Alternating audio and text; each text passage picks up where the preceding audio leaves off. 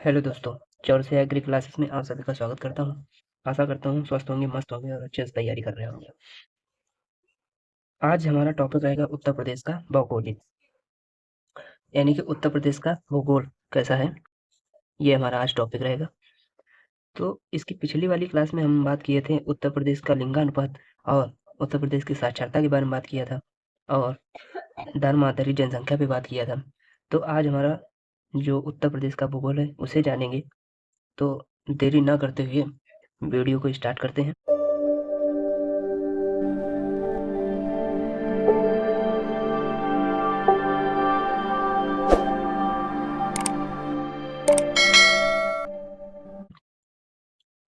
तो इसमें सबसे पहले आ जाता है, मैं बस एक ही बात कहना चाहता हूँ कि यदि हमारा वीडियो अच्छा लगता हो तो ज़्यादा से ज़्यादा शेयर कीजिए ताकि और भी बच्चे जुड़ सकें।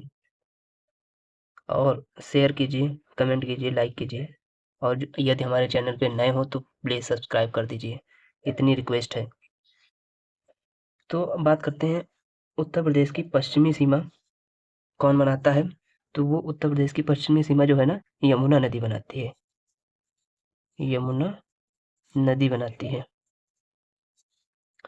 और यदि हम बात करते हैं कि उत्तर प्रदेश की पूर्वी सीमा कौन बनाता है, तो पूर्वी सीमा गंडक नदी बनाती है। गंडक नदी बनाती है। और उत्तर प्रदेश की उत्तरी सीमा कौन बनाता है, तो शिवालिक श्रेणियां बनाती हैं। शिवालिक श्रेणियां बनाती हैं। शिवालिक श्रेणियां, ये शिवालिक श्रेणियां उत्तर प्रदेश की उत्तरी सीमा बनाती हैं। और यदि बात करें हम कि उत्तर प्रदेश की दक्षिणी पश्चिमी सीमा कौन बनाता है, तो वो विंध्याचल पर्वत श्रेणियां हो जाती हैं। तो विंध्याचल विंध्याचल पर्वत श्रेणी हो जाती है। दक्षिण पश्चिम सीमा जो है ना, विंध्याचल पर्वत बनाता है। और उत्तर प्रदेश की दक्षिणी सीमा कौन बनाता है, तो बुंदेलखंड का पठार हो जाता है। तो बुंदेलखंड का पठार, ये भी भाई मेरे याद रखना पड़ेगा। बुंदेलखंड का पठार, पठार। तो यहाँ तक तो आप लोगों को समझ में आया होगा। तो अब बात करते हैं कि उत्तर प्रदेश जो है ना, गोंडवाना का भूभाग है। तो अब इसे समझते हैं क्या होता है। यदि आपसे पूछ दे कि उत्तर प्रदेश किसका भूभाग है, तो आप बहुत ही आसानी से बता सकते हैं कि वो गोंडवाना का भूभाग है। तो गोंडवाना समझते हैं क्या होता है। जब पेंजिया पेंजिया ये पेंजिया है इस तरीके का,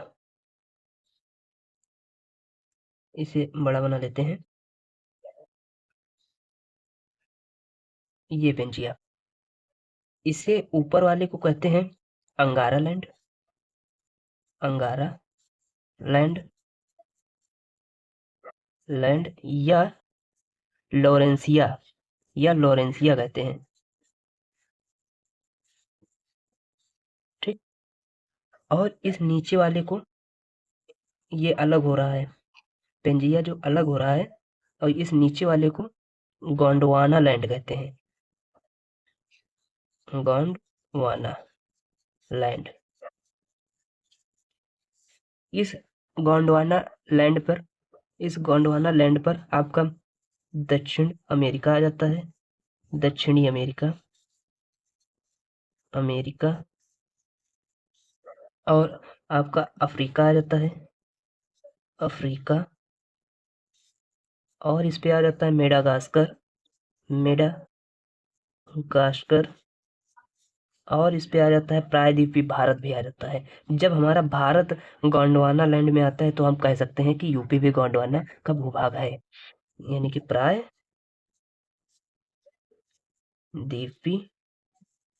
भारत। और इस गोंडवाना लैंड पर ऑस्ट्रेलिया भी आ जाता है। ऑस्ट्रेलिया।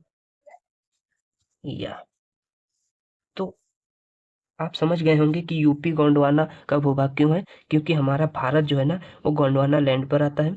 इसीलिए क्योंकि हम पहले भारत जो हमारा है ना, वो दक्षिणी अफ्रीका से अलग हुआ है। दक्षिण अफ्रीका प्रायद्वीप से अलग हुआ है। तो महाद्वीप से, सॉरी, प्रायद्वीप नहीं, महाद्वीप से अलग हुआ है, इसीलिए हम कह सकते हैं ये गोंडवाना पर, गोंडवाना लैंड पर हमारा भारत आता है, तो हम कह सकते हैं कि यूपी भी गोंडवाना का भूभाग है। तो यहाँ तक आप लोगों को अच्छे से समझ में आया होगा। तो अब बात कर लेते हैं इसके आगे क्या होता है। अब बात कर लेते हैं कि यूपी का भौतिक विभाजन कैसे होता है। तो उत्तर प्रदेश का उत्तर प्रदेश का भौगोलिक क्षेत्रों में बांटा गया है, यानी कि भौगोलिक क्षेत्र में कितने क्षेत्रों में बांटा गया है, वो 4 क्षेत्रों में बांटा गया है। 4 भौगोलिक क्षेत्रों में बांटा गया है। 4 भौगोलिक क्षेत्रों में बांटा गया है। गया है, ठीक। तो ये जो 4 क्षेत्र हैं, ये कौन-कौन से हैं? तो ये भी देख लेते हैं। तो इसमें सबसे पहले आ जाता है उत्तर उत्तर का सहारनपुर। उत्तर का सहारनपुर, यानी कि उत्तर का सहारनपुर का शिवालिक तलछटी क्षेत्र का शिवालिक शिवालिक तलछटी छटी क्षेत्र, ये पहला हो जाता है। और दूसरे में आ जाता है भावर एवं तराई क्षेत्र। भावर एवं तराई क्षेत्र। भावर एवं तराई क्षेत्र। फिर तीसरे पे आ जाता है गंगा का मैदान। गंगा का मैदान मैदान। और चौथे पे आ जाता है दक्षिण दक्षिण का पठार। दक्षिण का पठारी क्षेत्र कह सकते हैं, क्षेत्र, ठीक। तो ये हमारे 4 भौगोलिक क्षेत्रों में बांटा गया है, यानी कि उत्तर प्रदेश को 4 भौगोलिक क्षेत्रों में बांटा गया है। तो हम अब ये समझ लेते हैं कि ये 4 भौगोलिक क्षेत्र किस प्रकार बांटे गए हैं, फिर इसके आगे की बात करते हैं। अब यहाँ पे समझिए कि जो उत्तर प्रदेश को 4 भौगोलिक क्षेत्रों में बांटा गया है, वो सहारनपुर का शिवालिक तलछटी क्षेत्र है, और भावर एवं तराई क्षेत्र है, गंगा का मैदान है, और दक्षिणी का पठारी क्षेत्र है। तो यहाँ पे ये मैप हमने यूपी का तैयार किया। अगर यूपी का ना लगे, फिर भी यूपी का समझ लीजिएगा, क्योंकि हमारी आर्ट बहुत हैवी है, इसीलिए सही से बना नहीं है। हम भी देख रहे हैं, लेकिन हम जो समझाने का प्रयास कर रहे हैं उसे समझिए। जो शिवालिक पहले बात करते हैं शिवालिक श्रेणी, यानी कि ये हमारा यहाँ पे सहारनपुर है। यहाँ पे तो ये जो है ना, ये ये पूरा हिमालय गया है इधर से। तो ये इसे ही हम शिवालिक श्रेणी कहते हैं। यहाँ पे शिवालिक श्रेणियां पाई जाती हैं। शिवालिक शिवालिक श्रेणी, ठीक। ये शिवालिक श्रेणी परतदार है, परतदार होती हैं। ये शिवालिक श्रेणी परतदार श्रेणी कही जाती हैं। और ये शिवालिक श्रेणी जो है ना, मोहक दर्रा भी कहा जाता है इसे। और यहाँ पे समझिए ये जो है ना, ये ये वाला पार्ट हमारा, ये वाला पार्ट, ये वाला ये वाला पार्ट हमारा हो जाता है भावर। भावर। और इसके नीचे वाला, इसके जस्ट नीचे वाला, ये वाला पार्ट, ये वाला पार्ट हमारा हो जाता है तराई। तराई, ये तराई हो जाता है। और गंगा गंगा का मैदान, गंगा का मैदान ये होता हुआ प्रयागराज में जाती है। इसे हम कहते हैं, ये जो छूट रहा है, इसे कहते हैं गंगा का मैदान। गंगा का मैदान मैदान। और अब बात करते हैं कि दक्षिणी का पठारी क्षेत्र कौन सा है। तो ये दक्षिणी का पठारी क्षेत्र ये हो जाता है यहाँ से ये ये दक्षिणी का पठारी क्षेत्र हो जाता है।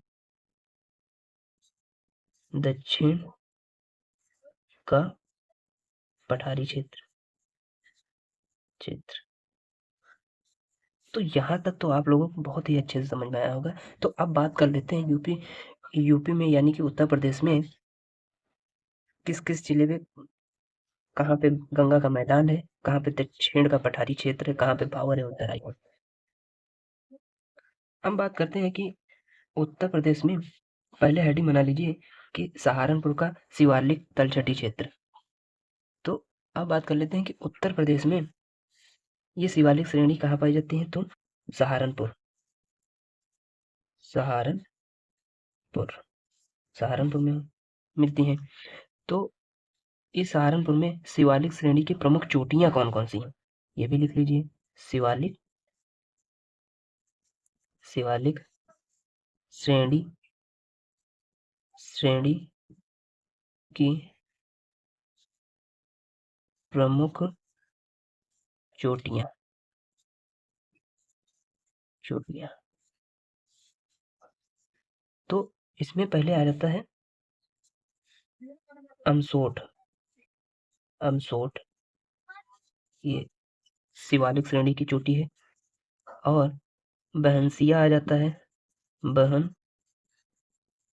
आ जाता है यानी कि बहनसिया शिवालिक श्रेणी की चोटी है। और साग भरी आ जाता है शाक भरी आ जाता है भरी। सहनसरा आ जाता है सहनसरा शिवालिक श्रेणी की चोटी है। और मोहन दर्रा मोहन मोहन मोहन क्या लिख रहा है दर्रा। इस मोहन दर्रे को देहरादून का द्वार कहा जाता है। इस मोहन दर्रे को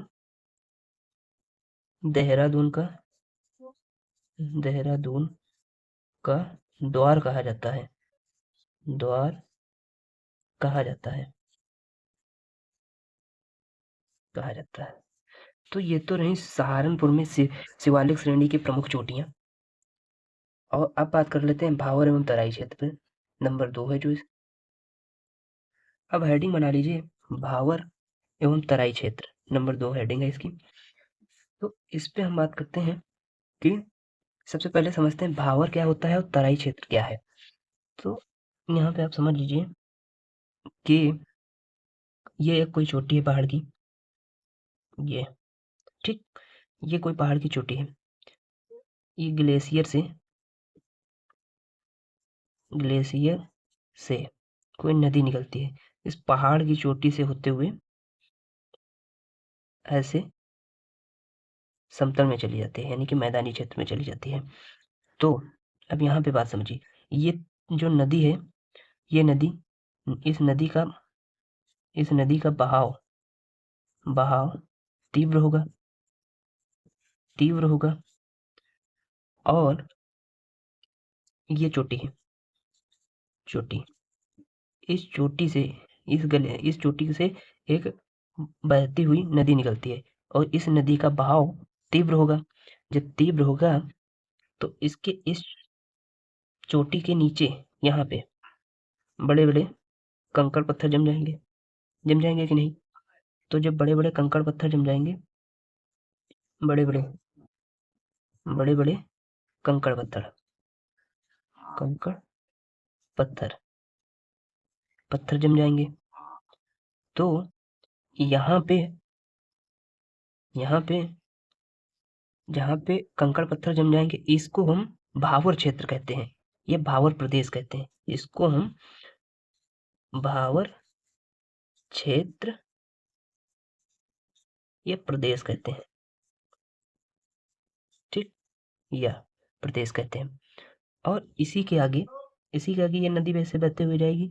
तो इसके गिरिपाद में इसके इसके गिरिपाद में गिरिपाद में ये गिरिपाद में महीन-महीन पत्थर जम जाएँगे।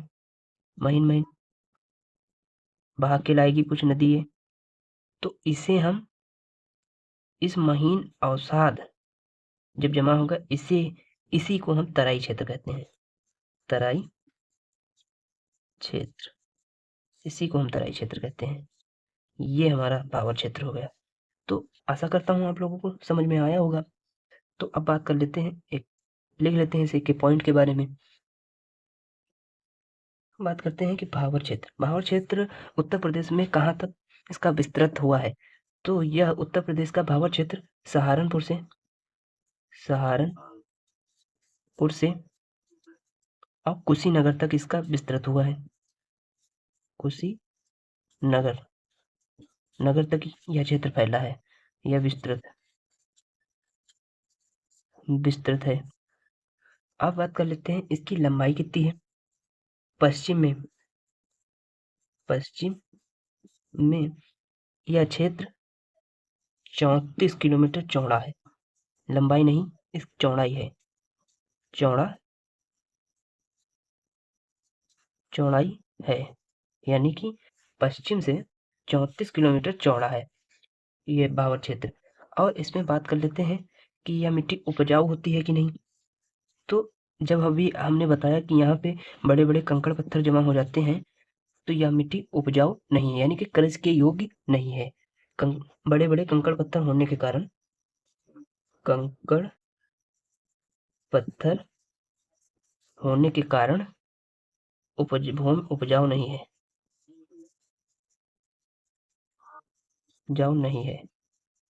यहाँ कोई फसल नहीं की जा सकती है। तो अब समझते हैं कि तराई क्षेत्र क्या होता है। तराई क्षेत्र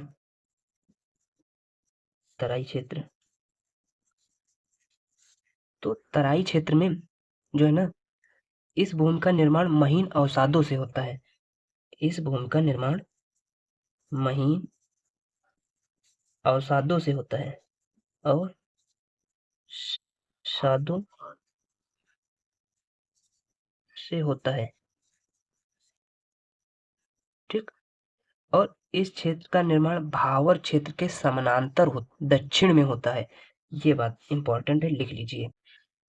जो है ना, इस क्षेत्र का निर्माण भावर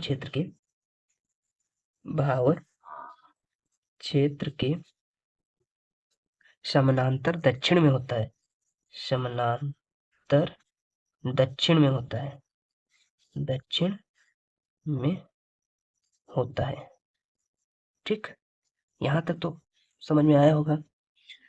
अब आगे बात करते हैं इसके आगे की। और तराई क्षेत्र की जो भूमि है ना, वह दलदली होती है। जो सॉरी तराई क्षेत्र, इस क्षेत्र की यानी कि तराई क्षेत्र की भूमि जो है ना, भूमि दलदली होती है। दलदली होती है। ये दलदली क्यों होती है? क्योंकि यहाँ पे महीन अवसाद हैं, तो पानी भी यहाँ मिलेगा, इसीलिए यहाँ पे भूमि दलदली होती है। तो इस भूमि में घास भी उगेंगी, वन्य जीव भी पाए जाएंगे, वन्य जीव सॉरी जीव जीव पाए जाएंगे और पेड़ पौधे भी होंगे। तो हम कह सकते हैं कि यहाँ पे फसल बहुत अच्छे से हो सकती है। और पश्चिम और पूरब में इसकी चौड़ाई समान होती है। ये भी बात याद कर लीजिए, आप लोग ये भी बात याद कर लीजिए कि इसकी जो पश्चिम और पूरब में चौड़ाई समान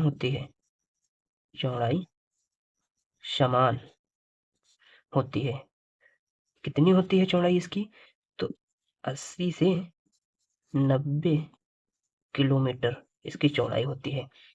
और अब बात कर लेते हैं यहाँ पे कृषि कौन-कौन सी यानी कि कौन सी फसल हो सकती है। तो यहाँ पे आप लोगों को गन्ना गन्ना देखने को मिल जाएगा, गेहूं भी होगा, गेहूं गेहूं और धान की फसल भी देखने को मिलेगी। धान की फसल भी पैदा की जाएगी या बोई जा सकती है फसल। और यहाँ पे वृक्ष में कौन से देखने को मिलेंगे? वृक्ष, साल के वृक्ष, साल का वृक्ष, सॉरी, वृक्ष, सेमल का वृक्ष, सेमल का वृक्ष, वृक्ष और तेंदूर वृक्ष, ये आदि वृक्ष देखने को मिलते हैं। और यहाँ पे वर्षा वर्षा कितनी होती है? वर्षा भी देख लीजिए। तो यहाँ पे 100 से 200 सेंटीमीटर वार्षिक वर्षा होती है, इसीलिए यहाँ ये दलदली भूमि रहती। 100 से 200 सेंटीमीटर वार्षिक वर्षा वर्षा होती है। तो यहाँ तक आप लोगों को बहुत ही अच्छे से समझ में आया होगा। अब चलते हैं आगे। अब बात करते हैं गंगा का मैदान, यानी कि गंगा के आसपास का मैदान के बारे में बात करेंगे। यह जो है ना, गंगा का मैदान, यह गंगा एवं उसकी सहायक नदियों द्वारा बनता है। गंगा प्लस सहायक नदियां, गंगा की सहायक नदियों के द्वारा यह क्षेत्र का निर्माण होता है। और यह गंगा का मैदान जो है ना, उपजाऊ होता है, उपजाऊ उपजाऊ क्षेत्र होता है। तो हम कह सकते हैं कि मानव के लिए उपयुक्त क्षेत्र है। और इसकी सामान्य ऊंचाई जो है ना, इस क्षेत्र की सामान्य ऊंचाई जो है ना 80 से 250 मीटर होती है। सामान्य ऊंचाई सामान्य ऊंचाई ऊंचाई 80 से 250 मीटर होती है। ठीक। और इसे इस मैदान को दो भागों में बांटा गया है, यानी कि गंगा के मैदान को दो भागों में बांटा गया है, दो भागों में बांटा गया है। ठीक। तो ये दो भाग कौन कौन से हो जाते हैं? एक पहला हो जाता है बांगर बांगर और दूसरा हो जाता है खादर खादर। बांगर और खादर, गंगा के मैदान को दो भागों में बांटा गया, बांगर एवं खादर में। तो अब हम समझ लेते हैं बांगर एवं खादर क्या होता है। तो यहाँ पे समझिए, गंगा का मैदान दो भागों में बांटा गया है, बांगर खादर। तो बांगर किसे कहते हैं? बांगर में जिन क्षेत्रों में बाढ़ का पानी नहीं पहुंच पाता है, उसे हम बांगर कहते हैं। यानी कि बाढ़ का बाढ़ सॉरी बाढ़ का पानी जिन क्षेत्रों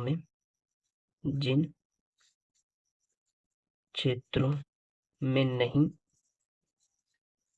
पहुंच पाता है पहुंच पाता है उसे बांगर कहते हैं उसे बांगर कहते हैं। ठीक। यहाँ ये बात आपको क्लियर हुई। तो इस बांगर क्षेत्र, यानी कि यह बांगर भूमि जो है ना, बहुत ऊंची है इस खादर की अपेक्षा बांगर भूमि उच्च भूमि है उच्च भूमि है।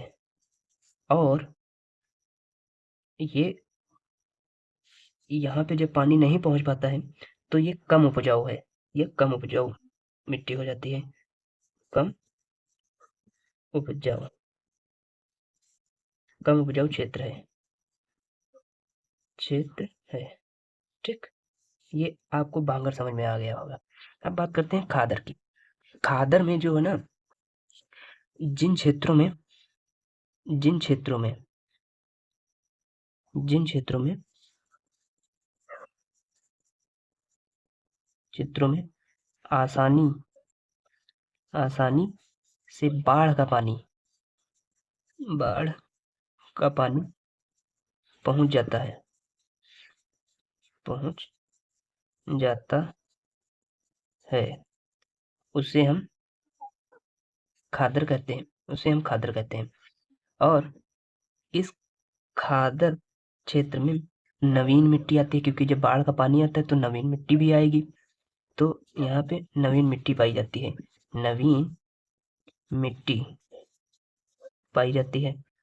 और यह बाढ़ प्रभावित क्षेत्र भी रहता है, क्योंकि यहाँ बाढ़ का पानी आसानी से आ जाता है, तो बाढ़ प्रभावित क्षेत्र भी रहता है। बाढ़ प्रभावित क्षेत्र भी रहता है। और यह मिट्टी बहुत उपजाऊ होती है। उपजाऊ होती है। तो यहाँ पे उपजाऊ इसलिए होती है क्योंकि बाढ़ का पानी आता है तो नवीन मिट्टी आती है, तो नवीन मिट्टी ही तो उपजाऊ मिट्टी को बनाती है यहाँ पे, यानी कि पोषक तत्व की कमी नहीं होती, तो अच्छी प्रकार से फसल हो जाती है। तो यहाँ पे कौन-कौन सी फसलें हो जाती हैं? तो गेहूँ हो गई, गेहूँ, चावल यानी कि धान, चावल, गन्ना, ककड़ी ककड़ी, खीरा, खीरा की खेती भी हो सकती होती है बहुत, लौकी और तोरई तुरई और कद्दू, ये आदि फसलों की खेती होती है।